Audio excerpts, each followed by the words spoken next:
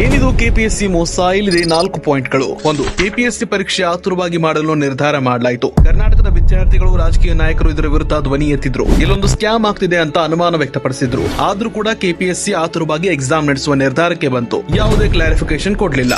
Number 2. KPSC ಪ್ರಶ್ನೆ ಪತ್ರಿಕೆ 2 ಭಾಷೆಯಲ್ಲಿದೆ. ಒಂದು ಇಂಗ್ಲಿಷ್, ಇನ್ನೊಂದು ಕನ್ನಡ. ಆದ್ರೆ ಆರೋಪ ಏನಿದೆ ಅಂದ್ರೆ ಕನ್ನಡದಲ್ಲಿ ಬೇಕಂತಲೇ ತಪ್ಪಾದ ಅನುವಾದ ಮಾಡಿದ್ದಾರೆ ವಿದ್ಯಾರ್ಥಿಗಳು. ಇದು ಗೂಗಲ್ ಟ್ರಾನ್ಸ್ಲೇಟ್ ಅಥವಾ ಎಐ ಮೂಲಕ ಟ್ರಾನ್ಸ್ಲೇಟ್ ಮಾಡಿದ್ದಾರೆ ಅಂತ ಆರೋಪ ಕೇಳಿ ಬಂದ ತಕ್ಷಣ ಕೆಪಿಎಸ್ಸಿ ಅದಕ್ಕೆ ಉತ್ತರ ಕೊಟ್ಟು ಹಾಗೇನೂ ಆಗಿಲ್ಲ ಅಂತ ಹೇಳ್ತಿದ್ದಾರೆ. ಆದ್ರೆ ಪೇಪರ್ ನೋಡಿದ್ರೆ ಕನ್ನಡದಲ್ಲಿ ಸಾಕಷ್ಟು ಲೋಪಗಳು ಕಂಡು ಬಂದಿವೆ.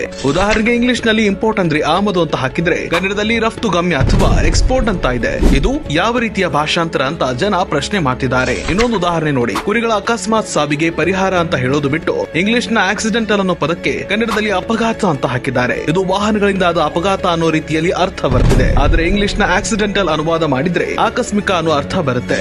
3. ಬೇಕಂತಲೇ ಕನ್ನಡ ವಿದ್ಯಾರ್ಥಿಗಳಿಗೆ ಕನ್ಫ್ಯೂಸ್ ಮಾಡೋಕೆ ಹೀಗೆ ಅನುವಾದ ಮಾಡಿದ್ರ ಅಥವಾ ಲಕ್ಷಗಟ್ಟಲೆ ಸಂಬಳ ತಗೊಳ್ಳೋ ಕೆಪಿಎಸ್ಸಿ ಭಾಷಾಂತರ ವಿಭಾಗದ ಅಧಿಕಾರಿಗಳು ಮತ್ತು ಸಿಬ್ಬಂದಿಗಳಿಗೆ ಭಾಷಾಂತರ ಮಾಡೋಕೆ ಬರಲ್ವಾ?